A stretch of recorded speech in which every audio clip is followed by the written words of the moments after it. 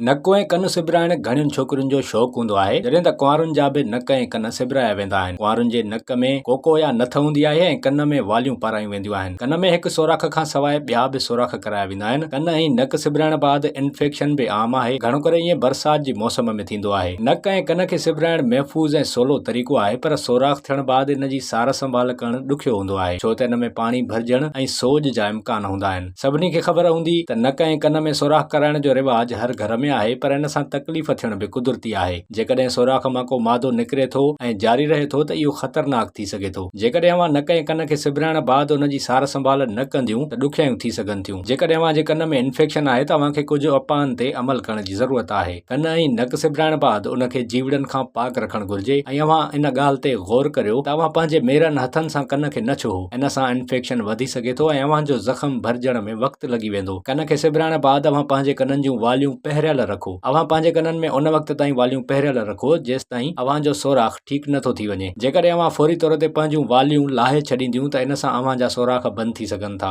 इन लाइ अव्हां खे घुर्जे त कुझु ॾींहं वालियूं पहिरियल रखो। पंहिंजे कननि में सोराख़ कराइण बाद उन्हनि खे जीवड़नि खां पाक रखण लाइ पंहिंजे कननि खे साबुण ऐं पाणीअ सां धोयो। जॾहिं अव्हां नक ऐं कन में सोराख़ कराईंदियूं आहियो त उन बाद उन में वालियूं विझी ॾींहं में 2 खां 3 भेरा लाज़मी घुमायो। ईअं करण सां सोराख़ सुठे नमूने सां खुली वेंदा आहिनि ऐं ॿीहर बंदि थियण जो ख़दशो नाहे हूंदो। जेकॾहिं अव्हां कंहिं ज़ख़्म जी सफ़ाई जो ख़्यालु रखंदा आहियो त उन जे करे उन ज़ख़्म खे ठीकु थियण में वक़्तु घटि लॻंदो आहे। ईअं ई नक ऐं कन सां बि थींदो आहे। जेकॾहिं अव्हां नक या कन में सोराख़ कराईंदियूं आहियो त उन खे रुॻो सादे पाणी सां धोअण काफ़ी नाहे हूंदो। इन लाइ अव्हां जीतमार पाणी बि इस्तेमालु करे सघो थियूं। इन खां सवाइ जॾहिं अव्हां वारनि खे धोईंदियूं आहियो त इन ॻाल्हि जो लाज़मी ख़्यालु रखो त को बि केमिकल अव्हां जे कन में न लॻे। ईअं थियण सां इन्फेक्शन वधण जो ख़तरो हूंदो आहे, पर इन ॻाल्हि खे ध्यान में रखियो त डेटोल जे पाणीअ सां धोअण बि नुक़सानकार थी सघे थो। जेकॾहिं असांजी क़ुवत मुदाफ़ियत सुठी हूंदी आहे त असां कंहिं बि इन्फेक्शन मां जल्दी सिहतयाब थी सघूं था, पर जेकॾहिं अव्हां कमज़ोर मुदाफ़ियती क़ुवत जा मालिक आहियो त ज़ख़्म भरिजण में वक़्तु लॻी सघे थो। घणो करे नक ऐं कन में सोराख़ थियण बाद 2 खां 3 हफ़्तनि में इहे ठीकु थी वेंदा आहिनि, पर इहो मौसम ते भाड़े थो। बरसाति जी मौसम में घणो करे ज़ख़्म ख़राब थियण जा इम्कान वधीक हूंदा आहिनि। इन लाइ इन्हनि महीननि में कन ऐं नक सिबराइण खां पासो करणु घुर्जे, पर अॼोके जदीद दौर में खोड़ इलाज बि मौजूदु आहिनि जिन सां वधीक ॾुखियाई नाहे थींदी।